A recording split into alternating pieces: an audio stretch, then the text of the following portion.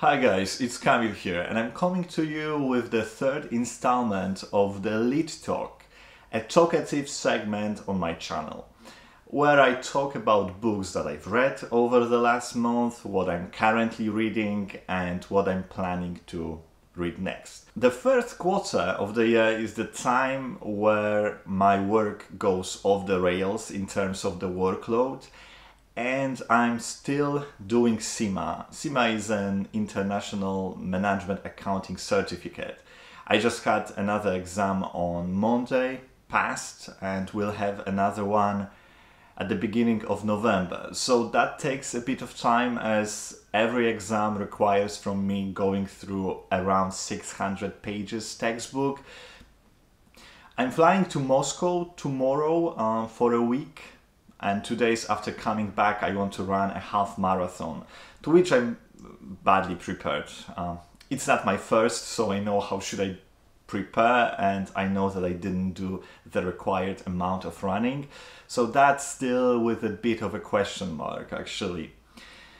Anyways, I'm saying all of that to explain that juggling work, life plans and reading is a bit demanding lately. Nonetheless, paradoxically, I seem to be reading more when my life is very busy. I just guess that when I have super limited time, I'm better organized and I use it more reasonably, the time. And I won't, for instance, spend an hour or two watching YouTube instead of reading or running. And also, secondly, I think that staying sane in my case requires reading and running. So when my work is stressful and demanding, I do more of that. Yeah, life's demanding right now.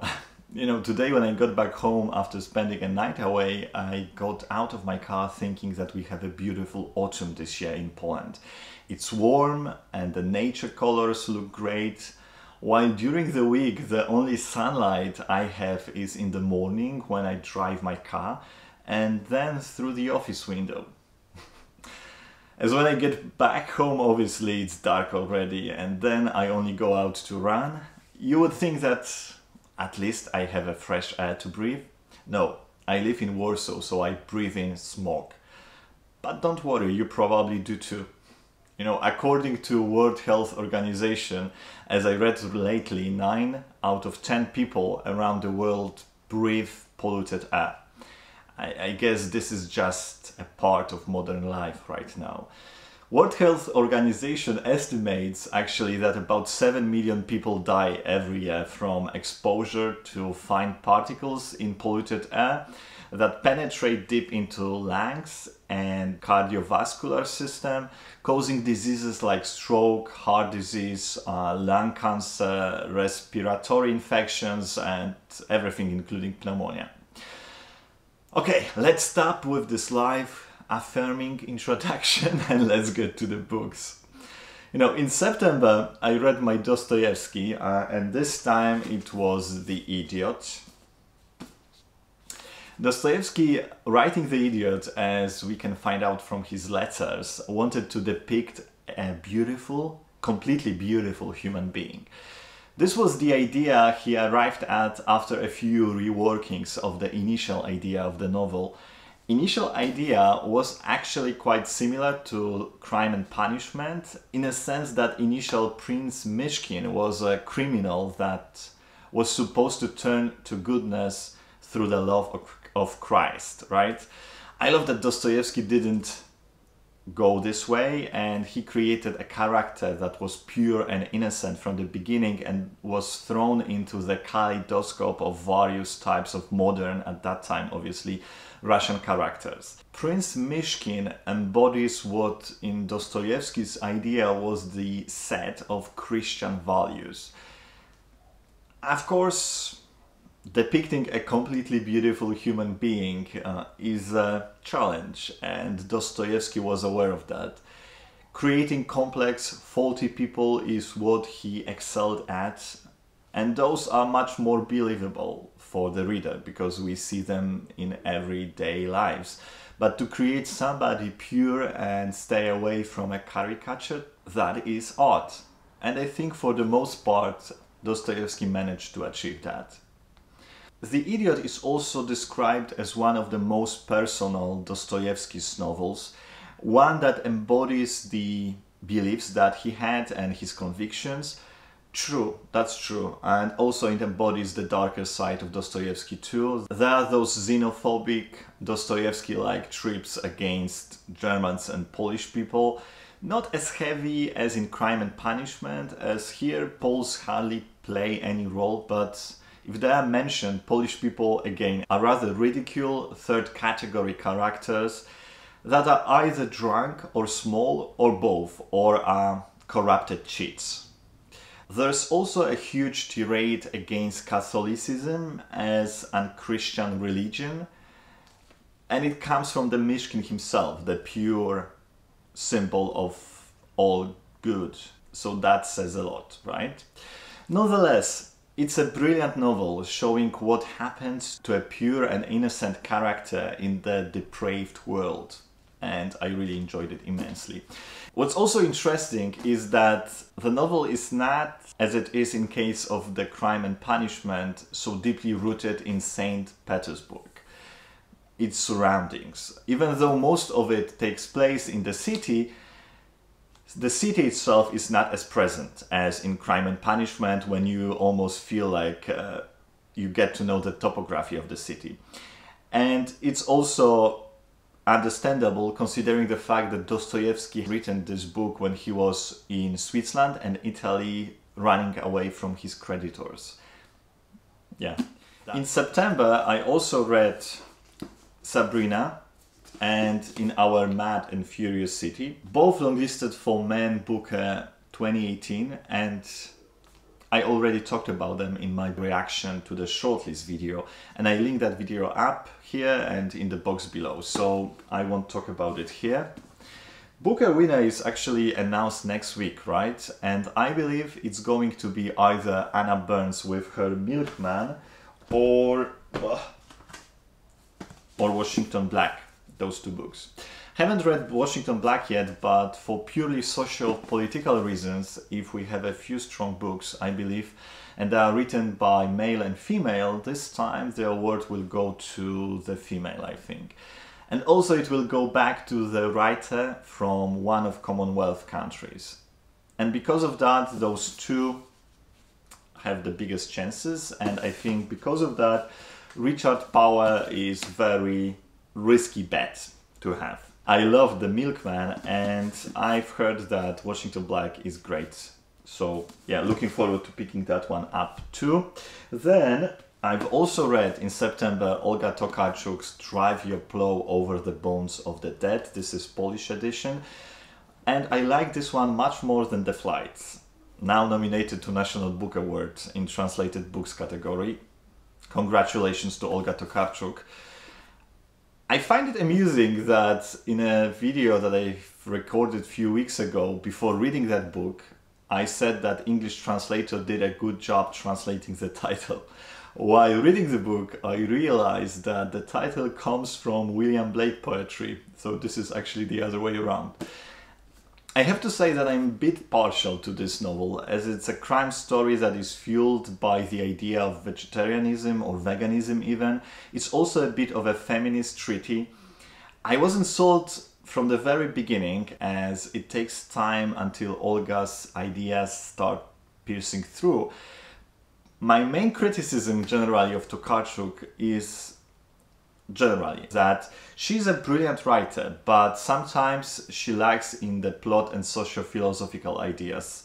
For me, The Flights were a good book, but there was nothing particularly interesting, in my opinion, that she had to say about mobility of the world, the topic around which she built The Flights. I had very strong emotional reaction to Drive Your Plow on the other hand, and maybe that was the case why I like this book so much. I found it fascinating that her voice against killing animals, voice in favor of feminism and in favor of anti-capitalist ideas maybe, all of that depicted in the novel was not lost, nor took over the crime story she used as a carrier of those ideas. And it's also funny at places. It's a book that also has this feel-good quality, showing you that there are still people around us that would rather think about what is decent rather than follow blindly what law tells us decency is. Now what I'm currently reading part. A few videos ago I talked about my long, let's say, immediate to be read shelf. One of the books I shown you were the Mandibles by Lionel Shriver and Playing the Whore by Melissa Gira Grant. I'm buddy reading the Mandibles with Didi over at Brown Girl Reading. You know, I don't like buddy reads generally, and I made an exception for Didi as she is one of my favorite people here on this platform, and also one of the 2 people only from BookTube that I met personally. The second one is Eric from the Lonesome Reader, also a great person. So I'm not a huge fan of buddy reads because it always feels a bit forced to me. One, you have to pick up a book at a certain moment, and then this whole feeling of being obliged to continue with it even if you are not really feeling it, or comment under certain schedule. You know, for me reading is a very personal activity, and I'm not keen on having it dissected into organized parts and shared with other people. But with Didi it's easier. She, as much as I, seem to like no rules-based buddy reads. So basically you read as much as you want, comment whenever you feel like it, and if you don't like the book, you just drop it. And also she is a witty and funny interlocutor. Wow, what the fancy words we are using today. Now on the Lionel Shriver. Lionel Shriver, a famous writer of We Need to Talk About Kevin, created here in the Mandibles an Atwood-esque speculative fiction. It's all in the mode of Mad Adam, not The Handmaid's Tale. Taking place in the late 20s and late 40s of 21st century, it talks about the economic catastrophe that USA got itself into, trying to defend the position of dollar as the world currency when there's a new currency, Bancor, created by the conglomerate of which China and Russia are the main sponsors. So obviously brace yourself for a lot of financial talk, and if you don't understand finance, that will take away a huge portion of your reading experience. It even annoyed me at first, and I'm the person that works in finance. I guess mostly it was due to the fact that it felt like I was kept hostage by my work, even in my free time. But then I got used to it and I really enjoyed it. Everything finance she talks about in this book sounds correct. And when you get through a couple dozen of pages, you get yourself a great family and socially intelligent book, brilliantly describing the authoritarian states we might find ourselves in one day. The various way of people reaction towards it, and everything feels like 10 steps away. Almost makes you feel a bit anxious, thinking what you should do with your finance nowadays to protect yourself from something like this happening. It's as witty as the first installment of Mad Adam series was, Oryx and Craig. It's very socially wise. Then I'm reading Playing the Whore by Melissa Gira Grant. This is the non-fiction about sex workers from the socialist perspective. It's an angry polemic with hypocritical system that separates sex work from the legal economy, criminalizing most often only its victims, the woman. I'm only 2 chapters in, so I'll report back when I'm done with it, but I enjoy it so far. Then my project read for September, as for the project of rereading books that I loved being younger, brought me to Murakami's Norwegian Wood. I'm still finishing it. Actually, I'm only midway through, due to obviously other reading obligations, not mentioning work, and I won't review this time, as I talked about it widely in my last video. Can we objectively judge literature? Link up and in the box below. So I think a review for this one would be a bit redundant, as I really talked a lot about it in that video. I started also reading Richard Powers' The Other Story, and I feel already that this is the book that I most probably will love. Then, what I'm planning to read next. I want to get to 3 other books in October. October read of the project of rereading books that I loved being younger, and in case of this book, also the one that I loved being older, as I read it already 3 times, is Disgrace by John Maxwell Coetzee. It's been a while since I talked about Coetzee on this channel, so yes, Disgrace will be read this month and I'm really looking forward to it. Then I want to pick up Biesy by Dostoevsky. This is my next Dostoevsky read. And as for Man Booker, I will read The Long Take by Robin Robertson, shortlisted to this year's award. Read an inverse story about Second World War veteran with post-traumatic disorder. And Essie Edugyan, as I see her as potential Booker winner, I will read this one in November, most probably.